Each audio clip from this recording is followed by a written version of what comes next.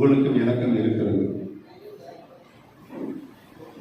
தூய ஆட்சியை புரட்சித் தலைவர் எந்த வழியில் கொண்டு சென்றாலும் அதை அந்த வழியில் கொண்டு செல்ல வேண்டும் என்றுதான் நான் அவரிடம் எடுத்து சொன்னேன்.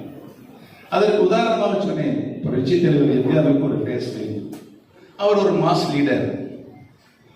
அம்மா அவர்களுக்கு ஒரு பேஸ் வேல்யூ உண்டு, மாஸ் லீடர். உங்களுக்கும் மாஸ் லீடர் நீங்களும் இல்லை, பேஸ் இல்லை, எனக்கும் அது இல்லை. ஆக மக்களுடைய அபிமானத்தை பெறுகின்ற வகையில் நம்முடைய நடவடிக்கைகள் இருக்க வேண்டும் என்று அவருடைய எடுத்து சொன்னேன். அவர் ஊதான் கேட்டுக்கொண்டார், அதுக்கு பதில் சொல்ல